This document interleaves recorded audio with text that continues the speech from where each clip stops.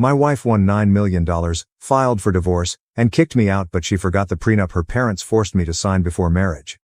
My wife won a $9 million lottery, filed for divorce, and kicked me out, but she forgot about the prenup that her parents compelled me to sign before our marriage.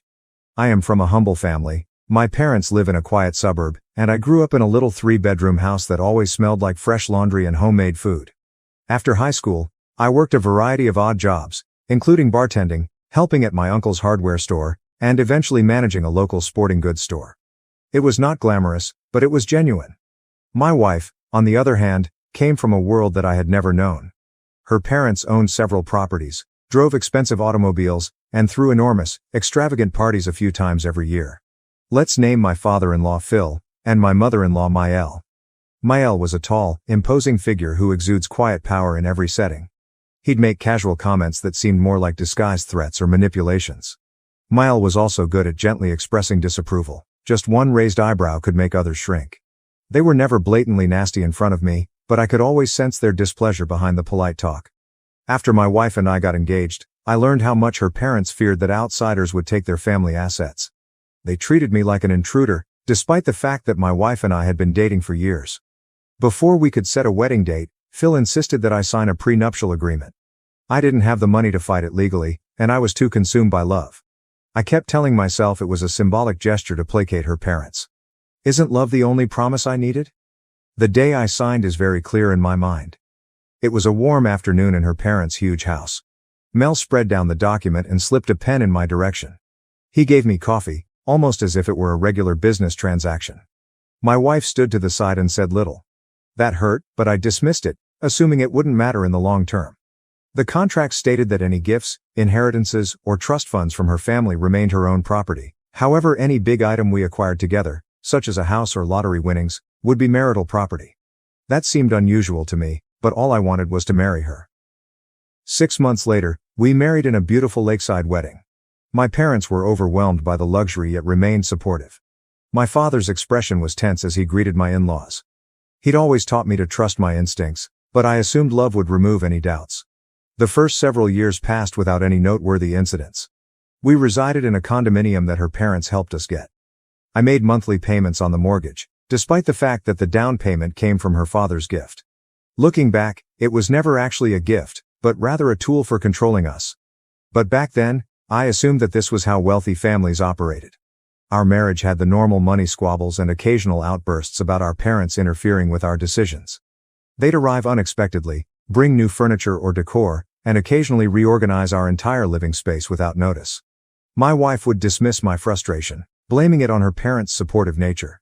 Then came the day that everything flipped upside down. My wife called me, ecstatic, to tell me she had won a $9 million lottery prize with a random ticket she purchased at a petrol station.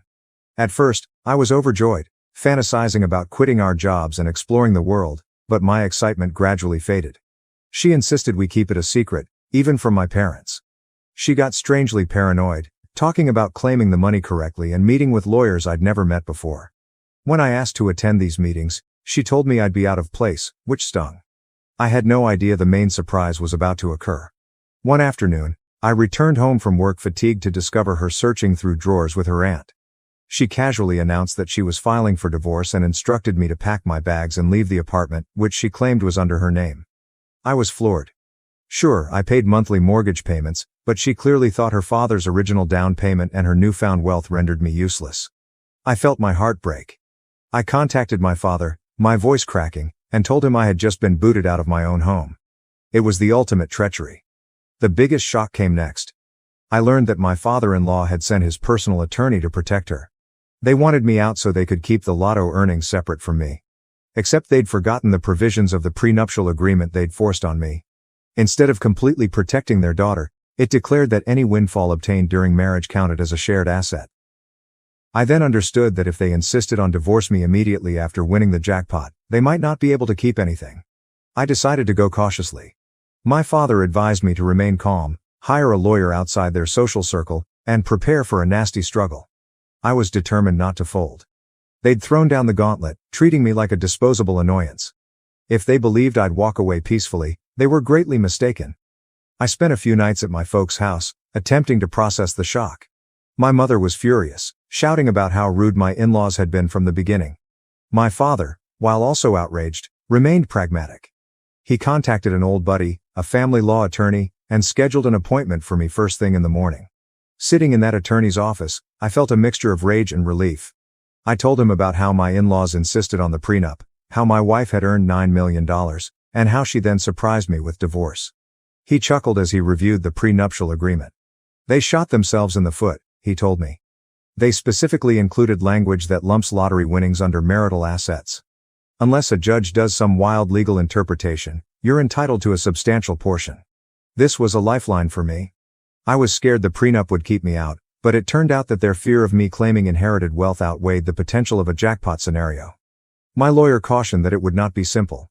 My in-laws were wealthy, well-connected, and likely to deploy a large legal team, but he believed we had a good case, especially given I had contributed financially to the marriage and had been unceremoniously evicted from our shared residence. I inquired about the divorce proceedings in our state. A disputed divorce can last months or longer, but if my wife's side realizes they are on shaky ground, they may seek an early settlement.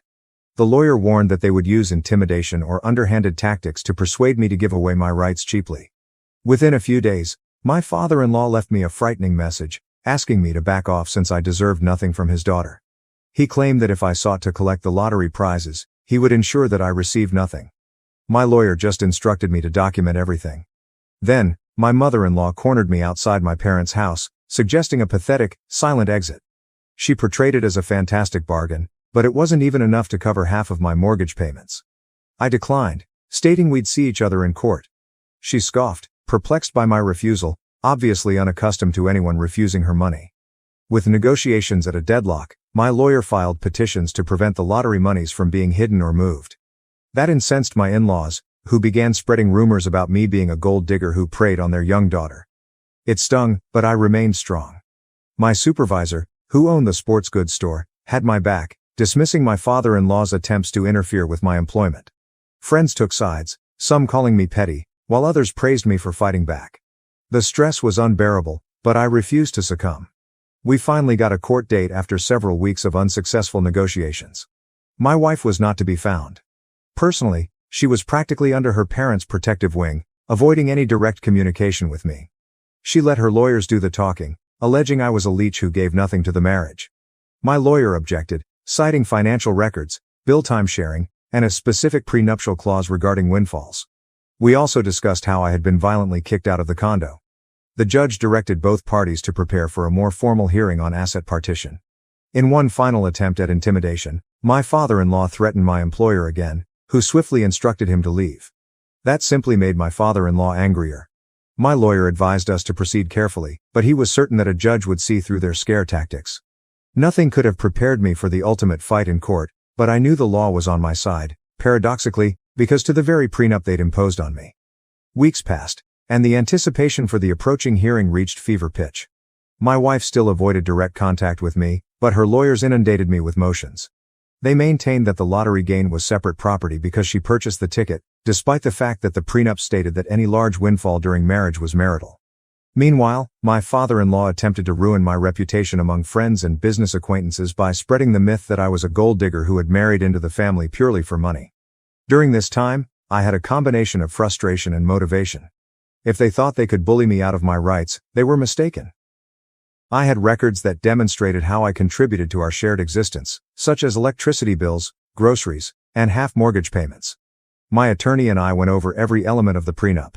He highlighted a significant clause stating that any pecuniary windfalls, including but not limited to lottery or game show winners, are deemed marital assets unless expressly stated differently. It was as if my in-laws had accidentally left a back door open. A week before the hearing, we held a preliminary status conference. My wife arrived with her parents and a team of lawyers, 4 attorneys and a financial advisor. They looked at me with the same air of superiority, but their attitude softened when my lawyer quietly showed the prenuptial agreement, emphasizing the specific clause about lottery money. The judge listened attentively, appeared unimpressed by their attempts to dismiss the case, and ordered that all substantial assets be frozen until the main hearing. That same day, my mother-in-law cornered me outside the courthouse, insisting we speak like adults. She tried to provide a flat payment that was much lower than before, calling it generous for someone of my background. I refused again, telling her that we'd let the judge decide. She snapped that I was destroying the family, as if I had surprised her daughter with a divorce. The hypocrisy made my blood boil, but I remained calm. My lawyer had told me not to engage in heated confrontations that could be used against me later. Behind the scenes, I was terrified that my in-laws might try to hide the lottery earnings in hidden accounts. My lawyer, anticipating this possibility, filed court orders to block any substantial transfers. We also planned to have a forensic accountant ready in case we suspected them of hiding monies. My father-in-law's temper flared. He left me a voicemail calling me filthy and accusing me of taking the love from his daughter's life. It was lavish, given that they were the ones who kicked me out immediately after winning the lottery. As the hearing neared, I meticulously planned with my counsel. We practiced my statement to ensure I seemed calm and factual in court. I had papers of the prenup, receipts for the partially paid mortgage, and even texts from my wife confirming our joint bills. The lawyer advised me to make my replies succinct, but the evidence will speak for itself. If they attempted emotional theatrics, we would respond with precise documentation. On the morning of the hearing, I stood in front of the courthouse, my heart racing. My parents attended me for moral support, but they remained outside the courtroom. When the proceedings began, I noticed my wife seated near her father, both sporting stone-cold looks. Her mother lingered in the back, arms folded. My father-in-law's lawyers, dressed in glossy suits, were confident, maybe hoping that money and legal strength could overcome the facts. The judge, a severe woman in her 50s, didn't waste time. She invited each side to submit their arguments. My wife's main attorney attempted to portray me as a small contributor who had done little more than share the same living environment. They claimed the lottery purchase was a personal transaction made using her money. But my lawyer calmly reminded me that the prenup specifically includes such windfalls as marital property. We also have bank records indicating she had used our joint account card that day. When we presented the information, I noticed visible tension in my father-in-law's camp. The judge inquired whether they had any more paperwork indicating it was her personal money. They fumbled, claiming that the card had been used unintentionally or that it was her father's deposit into the account. But the statements clearly identified our names, not just hers. The judge took note, her attention going to them with anticipation. Eventually, my wife spoke. She said she never intended to upset me, and that her parents pushed for a divorce once the prize was won to protect family assets. She fumbled over her words, acknowledging she was under pressure but also attempting to excuse it by claiming that if anyone found out about the money, they would come after us. My lawyer inquired whether she consulted me before making these judgments. She admitted number. The judge's disdain was evident. By midday, it was evident that their prenuptial agreement was a double-edged sword. The exact document they'd used to isolate their money now threatened to put a large sum of lottery prizes in my hands. The court ordered a second hearing for final judgments, noting that she preferred to approach the lottery as a significant marital asset subject to equitable division. Outside, my father-in-law went by me, mumbling, "This is far from over," but his confidence was clearly shaken. Their desperation grew in the weeks before the ultimate verdict. My father-in-law's lawyers tried everything, submitting motions to revise the prenuptial agreement's terms, arguing the goal was not to include lottery winnings. The judge dismissed the motions, citing the plain text. My mother-in-law tried to corner me again, warning me that if I hurt their family, I would regret it. I told her straight up that they'd started this by pushing me out and surprising me with a divorce. My wife attempted to contact me, leaving an emotional voicemail expressing her desire for things to end amicably. She offered that if we just had a secret agreement, we might be able to recover some of our relationship.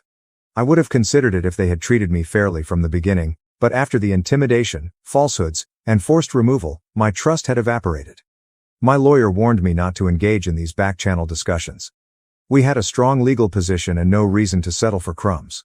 Finally, the day for the final hearing arrived. The courtroom was filled with attorneys from both sides. My father, mother, and a few friends arrived to support me, sitting silently at the back. The judge took the bench, reviewed the amended documents, and approved final remarks.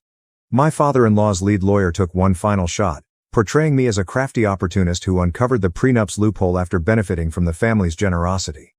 My lawyer responded with plain facts. 1. They compelled me to sign the prenuptial agreement. 2. It specifically mentioned the lottery or other windfall as shared property. 3. My father-in-law financed a portion of our condo, but I contributed monthly, so it was not a completely independent asset. Furthermore, the quick divorce petition following the prize was typical evidence of their plan to keep me from the rewards. The judge listened intently and then issued her decision. She stated that the lottery wins definitely fell under marital assets under the prenup's terms. She chastised my in-laws for attempting to pervert the agreement they had drafted. She also determined that my wife's abrupt expulsion of me from the condo was unfair, and that I was entitled to repayment for my share of the mortgage and marital contributions. In brief, the judge issued an order stating that I would receive a significant portion of the lottery winnings, as well as compensation for my condo part. We parted ways, with a finalization date set for a few weeks later just to complete papers. My father-in-law's expression was thunderous, and my mother-in-law was incensed, whispering fiercely to him. My wife stood there with tears in her eyes, either from genuine remorse or fury over the loss of so much money. I felt both vindication and grief. We used to love one another, but greed, parental influence, and their attempts to exploit me destroyed everything. In the aftermath, their lawyers attempted to provide a slightly changed settlement, most likely expecting I'd accept a lower figure to avoid more complications. My lawyer urged that we accept the judge's decision as is. We had no reason to cut it. The only concession I made was to give up any stake in the condominium. I never wanted to step foot in that place again. They cut me a check for an amazing amount. Was that half the jackpot? Not quite, but it was large enough to allow me to reconstruct my life comfortably. Throughout it all, I concluded that my in-laws, in their hubris, assumed that wealth would protect them from consequences. They did not expect me to fight back effectively. Ironically, the prenuptial agreement they insisted on became the tool that secured my part of the winnings. If there was ever poetic justice, this was it. My wife, as far as I know, is still under her parents' care. She's lost face in her social circle as a result of the chaos that ensued. Some common acquaintances have informed me she is grappling with guilt, but I doubt she would ever openly recognize her family's role in planning this. As a token of appreciation for their support, I used a portion of the settlement to assist my parents in upgrading their home. Another chunk was invested, and while the entire experience left me scarred, changing my perspective on trust, marriage, and money, I find comfort in knowing I remained firm. I refused to be bullied into taking table scraps. Although it was brutally painful, the end result felt like a victory over oppression. Now, free of my in-laws' deceptive grip, I'm moving on. I've returned to a simpler existence, which is oddly reminiscent of my pre-marriage days, but I'm stronger, wiser, and far from the naive man they thought they could steamroll. If they remember anything about me, it should be that they unintentionally provided me with the legal tool I needed to avoid going bankrupt. They launched the war, I completed it, and that concludes this chapter.